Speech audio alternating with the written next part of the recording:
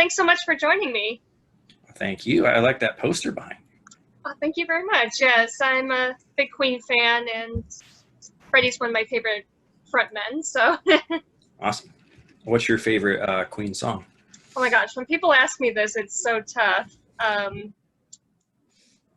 Gosh, for a fun song, I like Radio Gaga because I like to do the clap Right. to the song. But if I was going into their deep cuts, there's a song called Dragon Attack. It's got a really cool bass riff on it, so that's another I like the title. Yeah. Yeah. I like Breaking Benjamin's cover of Who Wants to Live Forever. Oh, that's a good one too, yeah. That's actually one of my favorite songs in general, but like, Yeah, I really felt that they did good. I haven't heard their cover. I'm gonna have to check that out. I didn't realize. This was like probably 10 to 15 years. It is old. Oh wow! How did I not know this? Yep. Well, thanks for telling me. I'll have to check that out. Yeah. Yeah, but Who Wants to Live Forever? That song makes me want to cry every time I hear it. It's got that power. It does, yeah, and the message behind the song that goes with it too. So what's up? What are we doing? We just hanging out? What's up? You mean us too? Yeah, us too. Well, I wanted to, jump in and ask you about your upcoming album, which comes out in 2 days. So that's very exciting. What you want to know about it? Well, whatever you can tell me about, without giving too much away. How would you describe it to fans in 3 words? Well, not newcomers. So actual fans that already know us and think they know what to expect, but they really don't. Actually, they kind of do because they've already heard like 4 songs so far, but still. Or I guess to anyone who might want to check out the album. Anyone that kind of is missing that early Linkin Park void, like, the Hybrid Theory, the Meteora stage where they're, a little heavier than they were. Like, that's kind of the inspiration behind the album musically, where we wanted to kind of take it, like, we wanted to somewhat sound a little bit older, not older as in like older, but like right. Back in the day, like we wanted to sound more organic, less synth based. So we wanted to step it back a little bit while moving the sound forward at the same time. So I think we accomplished that on this record. Yeah, and congratulations on the title track, which seems to be doing very well received. I think it just cracked the top 10 on Billboard. It's #1 on Octane right now. So yeah, I saw that post. Score! Yeah, you guys nailed it. I hope. Have you heard the record? I haven't heard the whole thing yet, so I need to. Oh, they didn't give it to you? That's a shame. Oh, I'm missing out. I'll have to message back and say, hey, where's my record? Right. No, but I'm going to check out the whole thing as soon as I can. Which, do you have a favorite from the track? Oh, man. From the record, I should say. The problem with this, and it's a good problem to have, is that every song stands on its own. Is like, I could just put this on repeat forever, which is not exactly the case for the previous record for me. Like, it's a good record. I'm not knocking it. I love it. It's special to me. But, like, something about this record coming out has that X factor that, like, I don't know. I think it's going to be one of those albums, like, back in high school, for me, it was The Black Parade by My Chemical Romance. Oh, yeah. Like, that was one that from start to finish, I'm like, not a filler on this. I could listen to it forever. It's awesome. Same thing with, like, the first Evanescence record. It was very strong to me from front to back. I think this is one of those records. But if I had to pick a favorite, there's 2. So everyone on this record got to kind of write a majority of certain songs. Like Panic was actually more of Danny's brainchild.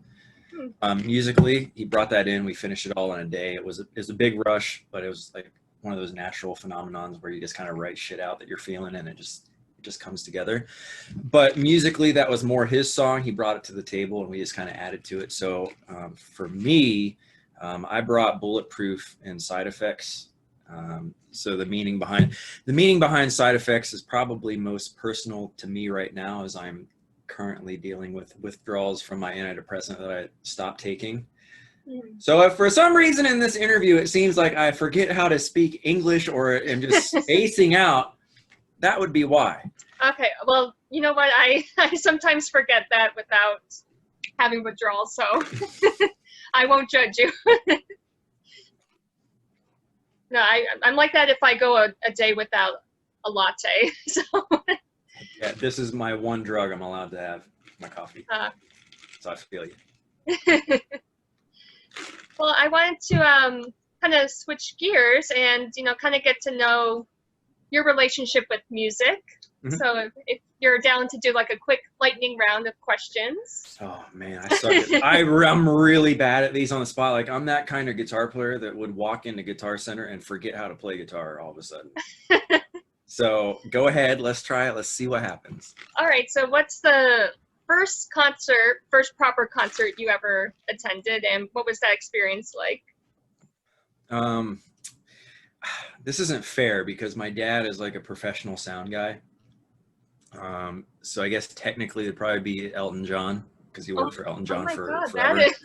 So I mean, like I grew up going to concerts even when I was, in my mom's belly. Like, oh my gosh, Elton John, that's a good one. I mean, he's a legend. True story. My first concert was probably Motley Crue, just because I was conceived on the tour bus. Whoa, that's a cool story to tell chicks. Sure, right? Oh, that's amazing. Motley Crue, Elton John. All right, I'm jealous. What about the last concert you attended before coronavirus happened? Man, I'm sure you interview a lot of musicians, and I'm probably one of them that doesn't really attend live music unless I'm playing. And that's not out of being selfish. It's just because my schedule doesn't really open up too much outside of touring to like catch other, friends coming through. Maybe Hailstorm was the last one when they were coming through at some point where, I just text them like, hey, let's hang out or something like that. Like if it's like that, then yes. Okay. But just to go to a show, it's kind of hard for me. True. Okay. Yeah. That's a good excuse. Yeah. What's the current album or current musician that you're really rocking to right now? Ooh. Yikes. I don't listen to much American music anymore. I'm really into like British and Australian music right now. Well, bands from those countries, I should say. All right. If you can't tell from the stuff behind me, I'm like a big Japanese anime nerd. So like I listen to a lot of Japanese rock or stuff like that. I don't know the band's name. I think they're actually called No Name. Funny enough, like KNOW name. They do a soundtrack for this anime called Dorohedoro on Netflix, and they do all the music from it, and it's fantastic. So that's kind of what I've been rocking out to lately. Oh, cool. Yeah, you know what? My friend got me into JoJo's Adventure or something like that. Yes. Wait, hang on. Right? How much of JoJo have you seen? I've seen a few episodes. I guess there's an episode where they play Queen, so... that my there is a main villain called Killer Queen in one of those seasons, and that's Killer Queen right there. Oh wow! Yeah, I mean it's probably hard to see, but yes. That's cool. Yeah, do you know the band One OK Go? I think they're called. Oh, didn't they do that commercial like years ago? Right. That's one band I know from Japan. Okay. Oh wait, no, you're thinking One OK Rock. One OK Rock, yeah, sorry. Yes. One OK Rock, yes. Yes, that's actually like the highlight of my career so far. Is we played 2 shows with them in Tokyo. It was really cool. Wow, that's awesome. Yeah, they're cuties. There's something about Japanese and Korean bands that are just really cute. They have great skin. They do. They never age. That's why I have this light on my face, so it looks like I have no flaws, but really. You don't want me to turn it off. You do have flawless skin and flawless hair, I have to say. It's just the lighting, I promise. So I guess we kind of touched upon frontmen, but in your opinion, who's the greatest frontman or frontwoman? I don't want to be sexist of all time. Of all time, man, I don't know of all time. Like currently, though, out of bands that we've toured with, that like we kind of take inspiration from to learn about. How Danny can improve or Matt can improve in that department. A lot of people like to hate on Five Finger, but like Ivan is one of the best frontmen I've ever seen with his, I'm sure you've seen them live, right? I haven't actually, no. No. Oh man, he's just got So that. I'll have to put that on my bucket list. He's got that kind of crowd control where like he doesn't really have to say anything. He can just look at you, and like you're just like, okay, I will do whatever you want. You know, like, it's really cool to see that. Yeah, I mean, anytime a singer can, have the crowd in the palm of their hands, that says a lot. Yep. So he's one of those for me recently, I would say. Of all time, I don't know. I'm going to really have to think about that. Is there a country that you haven't performed in yet that you're itching to go to? It seems like a lot of our foreign fan base is reaching out to us like on social media from like Brazil. That would be a cool one. Yeah, Brazil, they know how to rock down there. And hopefully Australia. That'd be nice. Yeah, I've never been, I've been to Brazil, but I haven't been to Australia yet, so that's on my bucket list as well. You've been to Brazil. All right. What was it like? What can we expect? Well, I was in the Amazon, so you probably wouldn't perform in the jungle unless you want to, be adventurous. But no, it's a beautiful country. People are very friendly. Well, you made it out alive. That's good. I did, yes. Nature didn't try to kill you. I would be scared for my life. So, what else is up for from Ashes to New? What can people expect aside from the album? We're shooting for a music video release on the same day. I don't know if it's going to happen. So 2 days, we'll see. If not, it's going to be relatively right after. So we got the album, we got another music video. It sucks. We had a tour lined up as like a just in case we could, but obviously we can't. So that was canceled. We had something lined up in October and November, had to pull the plug on that. But we are right now kind of testing out the waters on some type of digital show thing that we're not going to tell you about because it's not going to be like your typical what has been done already with digital shows. Like I've seen a couple. I know Papa Roach is doing one right now. I don't know if you pay attention to their Instagram, but I've seen some live, like they're doing like a song every other day or something. They release it as like a live rendition. But we're getting ready to try something unique that isn't out yet. So okay, so very innovative. Hopefully, but we're hoping it works out. I'm not. That's why I don't want to say anything. Okay, fair enough. But I think that'll definitely intrigue people. Yeah. Very cool. Is there anything else that we should know about the album that you haven't mentioned already? Well, let's see. It's awesome. No, I'm just, we covered that. Yeah. I think people are going to get a different take on who we are, I guess, lyrically, because apparently, maybe for you, it seems like lyrics are important for you.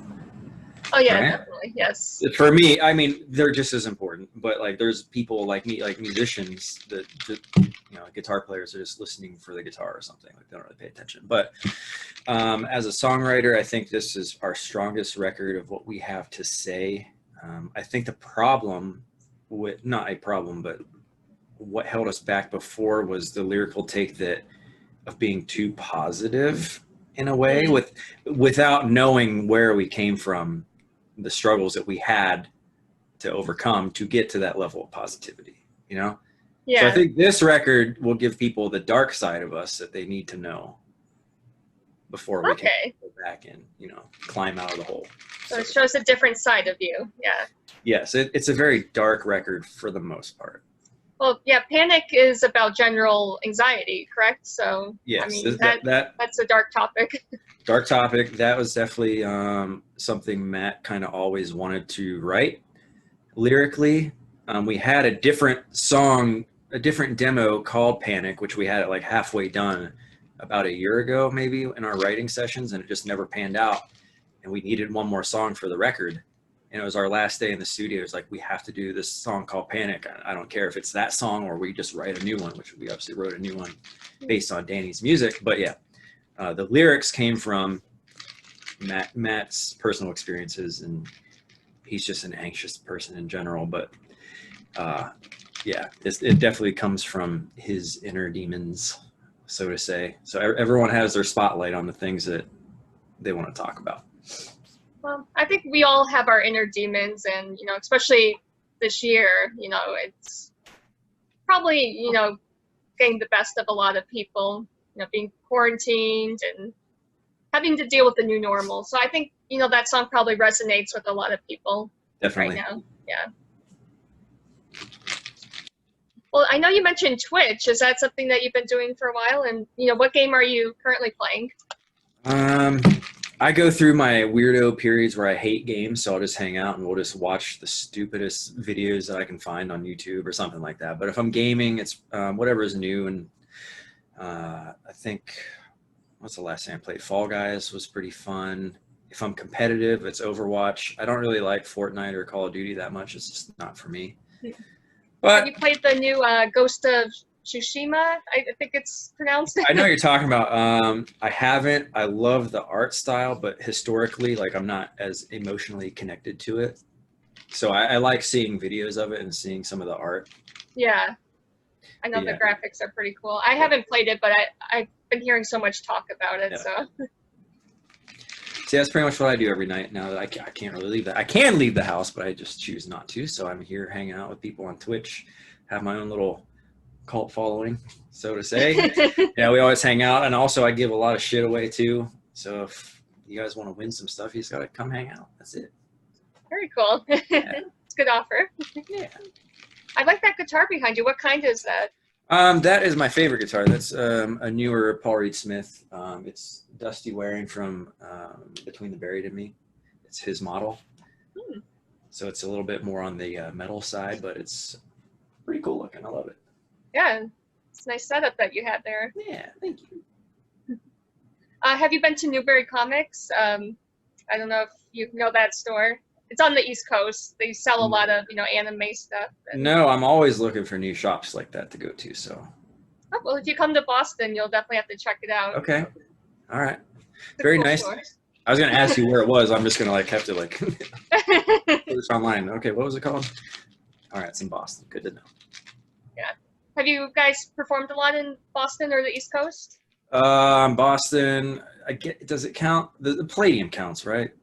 Kind of. Oh yeah, that's outside of Boston, so I'll say. I know it's outside. I'm just gonna we've done that a few times. I swear we've done somewhere else in Boston too, but I really like Northeast a lot. I like Maine. I don't know if you ever go to Maine for shows or anything, like Portland.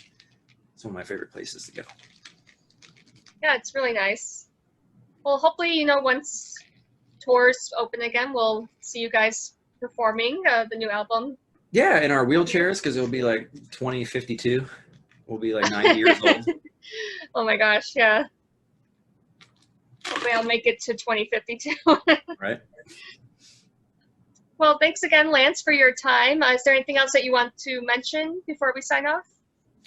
I like to usually leave my interviews with giving a little knowledge. So for you, did you know that if you go north continuously, you will eventually go south? But if you go east, you will never go west? Wow, that's blowing my mind right now, yeah. I know! Why? How? But it's true. Is it? Are you trying to mess with me? I'm not messing with you. All right, so if you go north, you'll eventually go south. Yeah, but if you go east, you'll never go west. Huh. That makes sense. Yeah. It makes sense, but it still doesn't make any sense. No, right? Right. Well, thank you for that knowledge. I'm going to impart that on other people. Please do.